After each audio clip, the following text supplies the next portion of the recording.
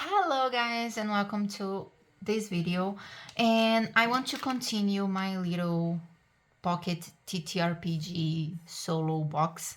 So I have them here. You saw part 1. If you didn't, you can go there and see it.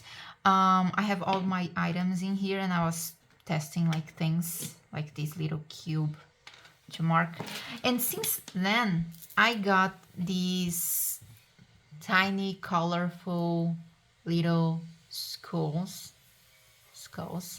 and I want to incorporate them here. So my idea is to use the magnets, and then I can glue them on, oops, so that I can use them as miniature. And since the magnet's going to be here, they're going to be magnetic, and I can attach them to the box and use them in the grids. We are also going to make the grids today, so I'm thinking about it. Haven't decided yet. Let's start with the grid. So what I did here, I have them already here. You can do the grids in a few different ways. First of all, measure your grid template base magnetic thing. So measure it both sides so that you can reproduce it here. Mine are 11.9 centimeters, almost 12 centimeters, but not quite there, so 11.9. And on this dimension here, it's 7 centimeters. Okay, so I work with centimeters. It's easier for my brain to understand, so that's what I'm doing here. But you can use your ruler and measure things. This one here, I have like inches here. They are just not numbered because nobody really used them. It's almost 4 inches and 3/4. It's a little bit less than 3/4, but it's almost there. So you can do that in inches as well. Just use what's comfortable to you. And there are 2 ways to do that. The first way, I didn't do it the first way, is go into Canva, create a document, a new page to work with. I'm using A4 because here in Brazil, A4 is like the standard paper you find to buy, and we just use that a lot. We don't use letter that much, but you can do it in letter size. Just do that.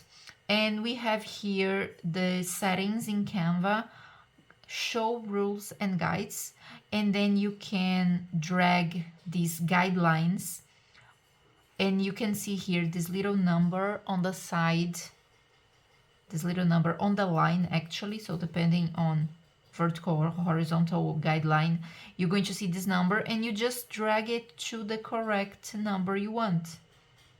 In this case here, for me, it's the 70 millimeters, because this one is in millimeters.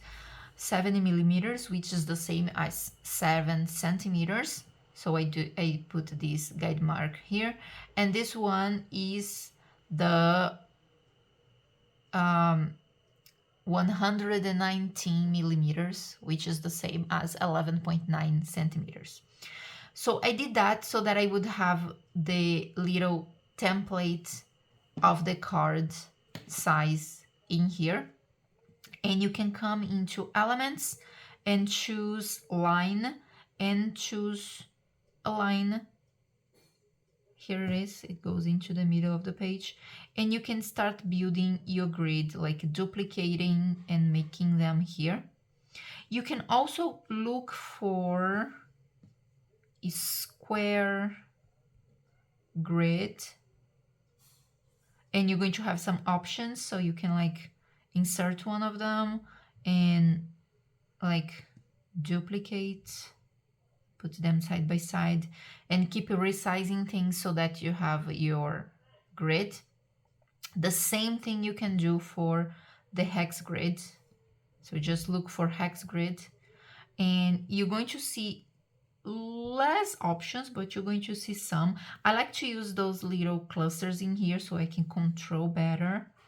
But you can use one of these, like, and just increase. But this one, I like, they have like a between the hex something. Let me see. Oh, this one is nice. So you can do that and duplicate and resize things so that you can have like the size that you want. Although these lines are a little bit too thick for me, but there are options here. You just have to look around. As I said, I like to use this one so I can like just duplicate and keep putting them like side by side and making the grid. This is also another option. And once you have the grid ready, so this one I made in a different format, but let's use our imaginations and pretend that I did this using one of these templates. So I have this like setup here. You can like move it around, rotate before printing, which is what I did here with mine. So I'm going to hide the guidelines now because I don't need them anymore. How did I do mine? I didn't use the elements here because I wanted to have more control over the thickness of the line. I wanted it to be the same. And I wanted a certain amount of squares and hexes here. So I wanted 6 at least, like here, because if I like resize it a little bit so that we can have like closer to the actual card size, it's basically big enough for the little miniature things and marker things that I am using. Okay, so that was the thought process on the size here, on the number of squares and hexes. I used this app here, Procreate. It's a drawing app. You can use any drawing app. I just prefer this one. I think is the best. But there are other ones that are free. And in here, I made my grid. So let's imagine that I created a blank thing. I came into Canvas and crop and resize, and I changed the dimensions so that it's exactly the dimensions of my little card. That was the first thing. And then I came here into drawing guide and edit drawing guide. I started with his square grid. So I just adjusted the size here so that I had 1, 2, 3, 4, 5, 6 squares. And I did the same thing for the isometric grid, and I adjusted it here to 70 for my size because it gave me the 6 hex squares, hex, not squares, but hexagons on a grid. So I did that. Let me go back to the 2D grid. And then I got my little pen here, put a blue color because I like the look of a blue grid. That's why I printed it like that. And I came, oops, I need a new layer because the other ones are hidden. So I started drawing it by hand. The thing here is Procreate lets me, like, if I draw a line here anywhere and hold, I can make a super straight line. I didn't want that. I want this wobbly, organic, hand-drawn like feeling. So I have the grid kind of like to guide me, but I do it by hand without straightening out the lines so that it looks a little bit more organic and hand drawn and artisanal. That was the look I was going for. So I finished that and I got a square grid. Let me turn off the drawing guide so we can see better. So I have the square grid here and you can see it's a square grid. It looks good. It doesn't look perfectly straight, but it kind of looks straight. You can see how it working, but it's a little bit wobbly. It's a little bit like doodly, and I like that look. So that was what I was going for, but it's because I'm extra. That's no problem if you want to do like a perfect straight line there in Canva or in here, doesn't matter. I just wanted that look because I think it looks cute. And I did the same for the hex grid. But for this one, I use the isometric grid to guide my lines. So there it is, and you can see not straight at all, but in the end, it looks good and it kind of gives that hand-drawn artisanal look that I was going for. So that's what I did here, and then I exported it as a PNG. You can do any format really, but I usually work with PNG, so I exported it in a PNG, added it to my Canva file. Let me delete this page. And I made two because, well, I'm going to print the paper anyway, so why not just fill up all the space? And then I have like extras in case I mess up cutting one of them. And I just put like a border around it with the lines that I showed you earlier, and I printed it. So here it is, right? Now that I noticed that I have my lights on, so I hope you could see the screen of my iPad, but I think I did a good job explaining. So let's go. So now it's printed. I can check like the size. It's basically the correct size. Maybe I have like a millimeter here and there, but since I have like this extra cut out parts of the grid, what matters is like this middle part here. I'm okay with that, and I can adjust that later. Once I glue it in here, I can trim the excess around. So there we have it. So I'm going to cut it now. Let me find my scissors. Got it. I'm going to cut both of them, and we come back once I have cut them out to continue. And I forgot to say about the paper, but I'm using the cheapest, lightest paper possible to find around here. Just regular printer paper that is really, really thin, because I want the magnets to be strong. If I use some thick paper, it's going to interfere with this magnet here, which is not the strongest magnet there is. They are supposed to be like just for those, you know, those business magnets that you get with contact information. I don't know if that's a thing outside of Brazil, but here, if you're going to some specific business, they give you a little, it's not a business card, but it's a magnet that you can put on your fridge. And we use it here for certain things, like when we want to get water or gas, we have like the number right in the fridge, so we don't have to be like searching around for it. So they are not super strong. They are strong enough to be magnetic, but not super strong. So if I put a thick paper on top of it, glued on top of it, it's going to interfere on one of the sides of the magnetic thing. So that's why I used the cheapest one I could find. And that's not going to interfere on what we do, because I'm going to cover up with some contact paper. So this is an adhesive transparent paper that I'm going to put like on top here, and it's going to turn this kind of in a whiteboard, so I can use my dry eraser marker. And okay, so that's the idea. So I always do that. It gives more durability, and it makes it reusable, because I can write and erase on this plastic and everything's going to be fine. So I'm going to cut a size that fits this thing. And I always cut a little bit bigger, because I'm going to show you I fold the excess over. That's exactly what I did on my previous box. This is what I got for them. You can kind of see the line where I folded it over, because it kind of shows.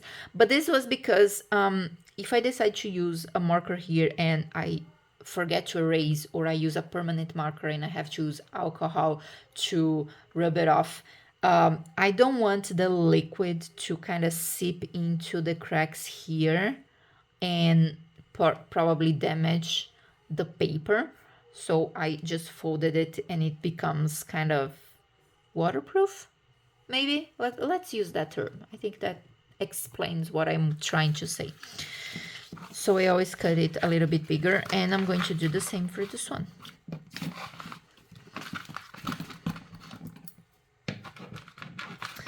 One thing I'm remembering now is that this one in particular is going to be a little bit different because we have like these round corners. So I should probably cut them off first, because if I just cover it first and then cut them off, I'm going to end up with the same risk of the plastic not covering this edge here, and if some liquid ends up getting here, it's going to ruin it very easily.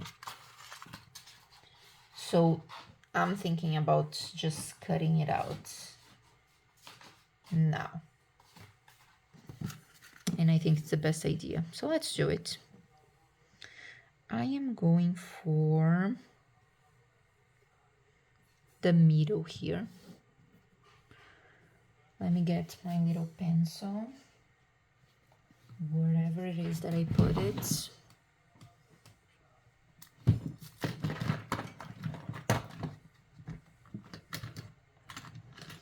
Got it. I am a mechanical pencil kind of person. So there we go. I'm actually going to do this on the back side because I don't want marks of pencil on my grid.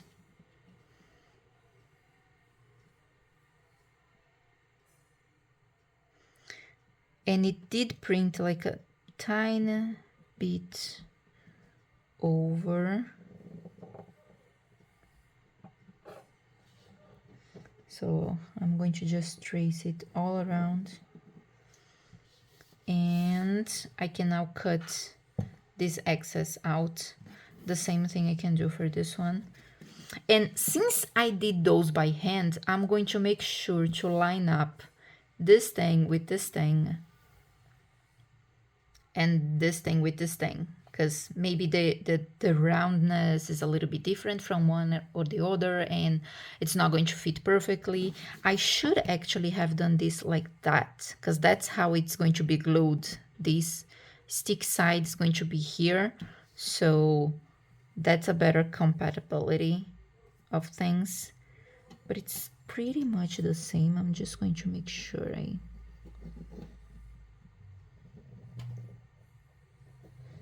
do it again, just for good measure. Okay, so this one is matching with this one, and this one is going to be matching with this one.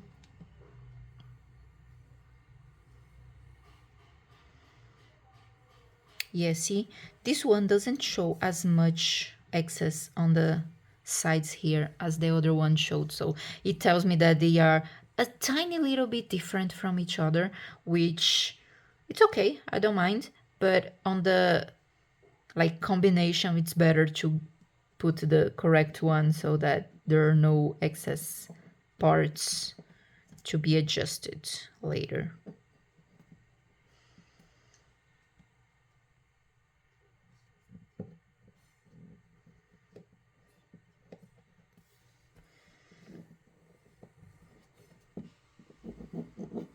Oops, it moved, sorry. Okay, that works. See, I don't have these marks on the other side because I took care of putting it on the back. So I'm going to just put the other magnet on the other side so I know which one is which. This is for the hex one. And now let's cut the edges, and I come back when I finish the edges. Okay, everything cut, my corners are rounded. Let's put the transparent paper.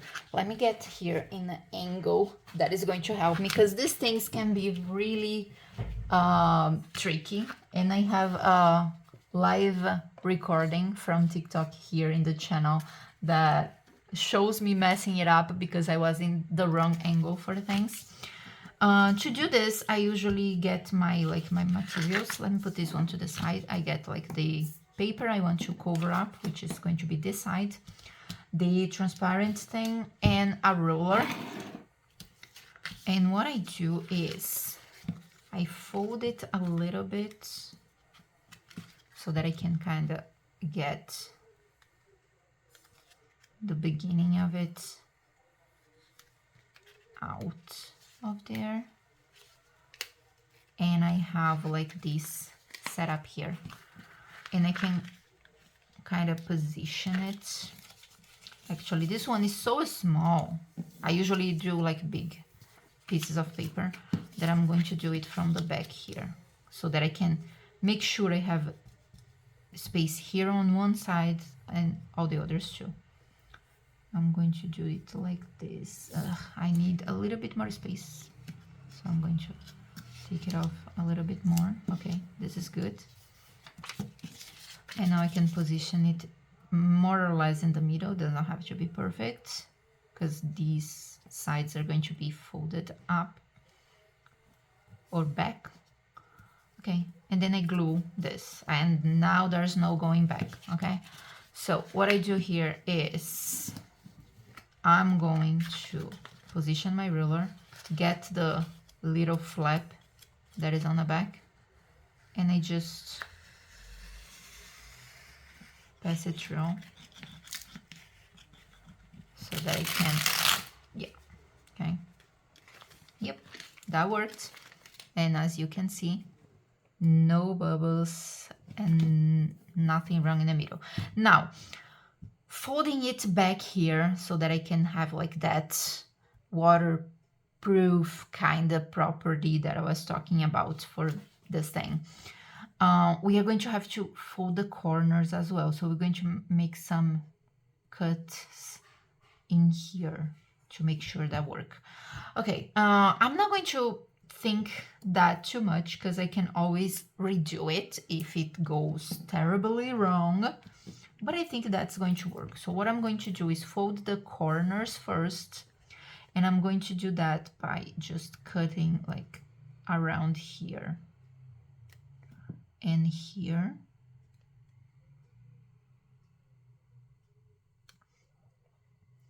And I'm going to make more cuts because it's really round. It's really, really round, and I don't want to have like some excess. So I'm going to make as many cuts as my heart desire.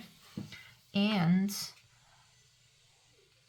I'm just trying not to get off camera so that you guys can see. And you see, like, I have a lot of little pieces cut out. I'm going to fold one at a time and make sure they are really... Uh-oh, I didn't make sure now. Okay, that's okay. Nice, that worked.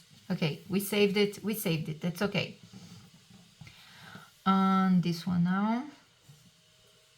And there is still the possibility that some sneaky little drop of liquid might find these little like intersections between those pieces. That might happen, but we are just trying to prevent accidents from happening. If something really small happens, I can wipe it out really fast and it's not going to do anything. But if I didn't have this, any little tiny drop of water would do something bad to this setup. So I'm just trying to prevent that. Let's do the same to the other corners before we fold all the other parts. Okay.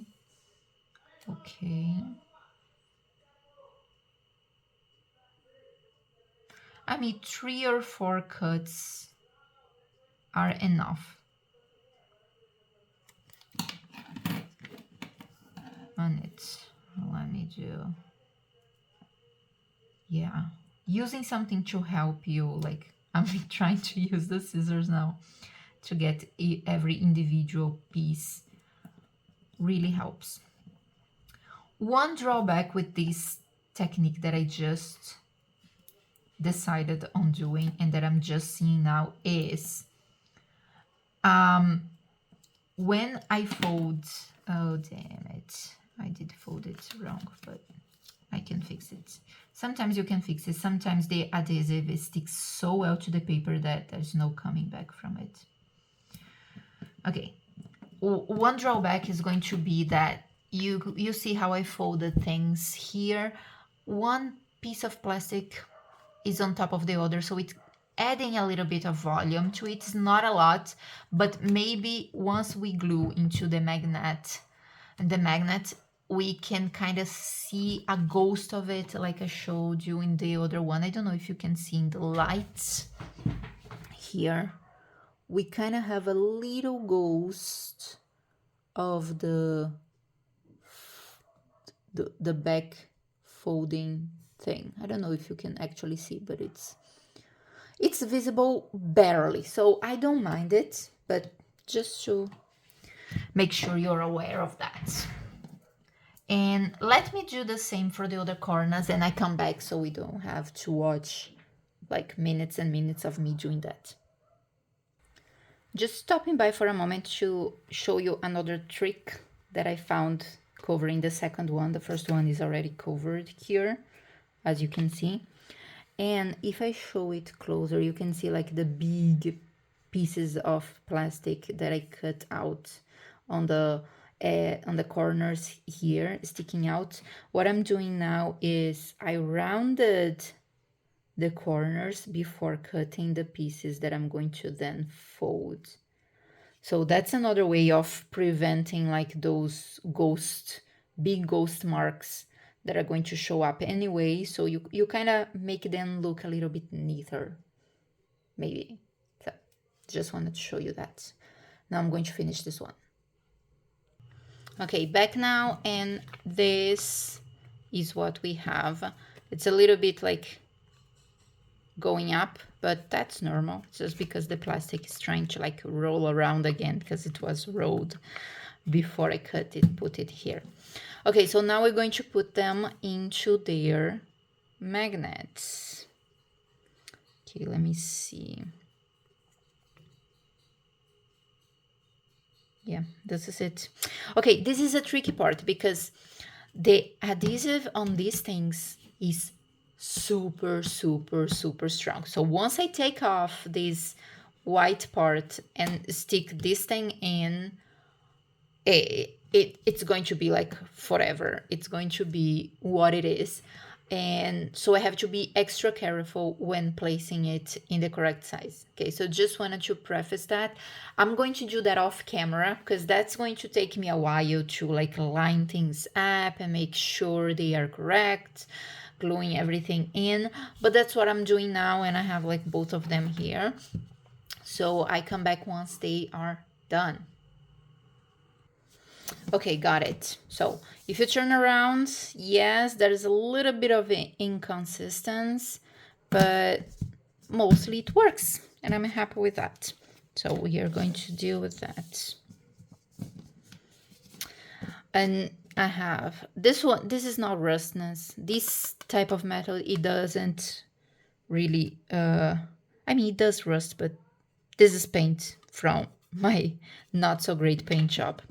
So the idea is these things going here and here. So there we have it. And I can take them off fairly easily. Okay. Okay. So I have now my grid in here. I did separate my dies, but they all are already mixed up together. So let me see. No, this one is here. This one is here. Okay. My dry eraser marker, so I can like pull it up, and I can make like a dungeon, big hall, another room. Let's say this is the entrance, another room here, and I can navigate through this dungeon like so. Yeah, it works. I wish I could find a thinner tip, but that's what we have to work with. And then I can erase. And if it starts to get a little bit too dirt, I can go with some water or rubbing alcohol and clean it definitely, and keep using it again. But it kind of erases pretty well, to be honest with you. So, okay, now I have two things to decide here. I mean, two main things, but I can always change and make things different here. And I have something here that shouldn't be here. What is it? This one. Okay, let me take my tiny dice yet. Okay, I have to decide if I really want to use these things as magnets. And I have to... What else do I have to do? I forgot. Yeah, I have to like decide how to organize this, or just leave things like jumbled up in here. That's also a possibility. Let's try the magnet thing first. I want to see if I can like fit them here. It seems like I can, like if they are standing up and glued together. I'm going for a less permanent thing using double-sided tape just to see if that works. And if it does, I can use some super glue to kind of stick them together permanently. But I just want like a indication that this is possible or not. So I'm going to do it, just do it to test, not really being pristine on how I do it. I honestly just want to make sure it's not going to be too tall for this thing. And I think this double-sided tape can like keep them together for enough for me to do it. Okay, so I would have this, I would have like my set of dice here, my pen. I'm just simulating what happens. So let's say I put more markers and things in here, and this is going to be here for sure. And when I close it, yeah, I think it works. Doesn't feel like there is like a tiny little bit extra on the side of the skull.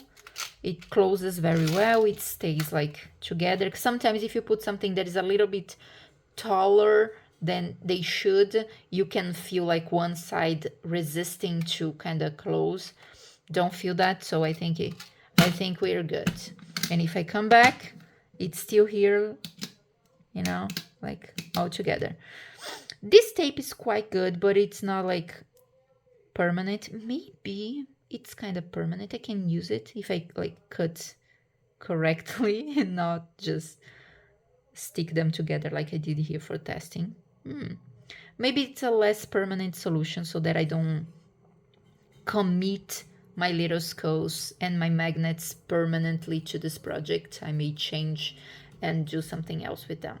So yeah, I think I'm gonna do that for now. I'm going to like cut the tape correctly, put them so as they don't seem like just stuck in there. And if I notice that it's falling off, which I don't, it's really sticking. Nice, it's a good tape. Okay, it's really sticking. So if I feel like, oh, it's falling off, it's not really secure, I can go for the super glue later. So it's just giving this idea a try. So yeah, I'm going to do that, but I'm not going to do that on camera because, I mean, it's going to take a while and you're not going to watch me gluing things to each other. So that's solved. That's my solution for now. And what about organization? And what about these cubes here? I'm not going to put the cubes. Maybe later, but not now. Organization wise, yeah, I think I'm just going to keep my dice in a little plastic so they don't jumble around, and just leave it here, and just leave my skulls here, and like this thing and this thing. And yeah, I have 13 of those colorful things. And the good thing is I can just assign a color to something. So like yellow is going to be the hero, and this orange one is going to be like one monster. This can be another monster. This can be an NPC. And I can like identify them by the color. Even on my notes, I can identify them by the color and keep that going. So yeah, so I have 13 of those and I have 17 of those magnets. So I'm going to take 4 out because I don't know what else to use those for. Maybe I get more colors and I can use them, but for now I'm just going to use 1 to 1 and put them together there. Okay, so I think that's it, and that's pretty much my box finished. I separated dice, but for now I'm going to keep them together. If I change my mind and I decide to organize them in some way, I will let you know.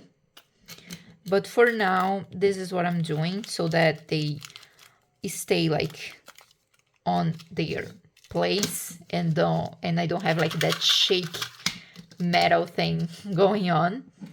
And I'm probably going to find another one of these to put these guys in.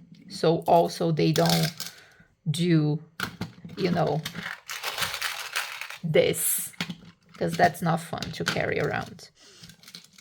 Okay, so that's it. It's basically finished. You know what I'm going to do from now on. It's not like rocket science.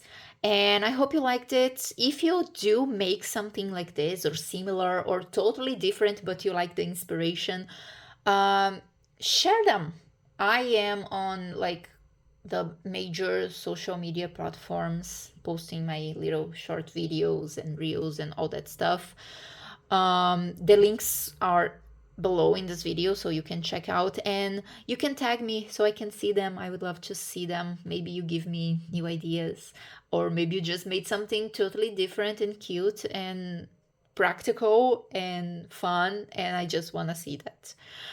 Thank you so much. Remember to leave a like in this video because that helps me a lot. If you have any questions, comments, give suggestions, I would love to hear from you in the comment section below. And that's it for now. Bye bye.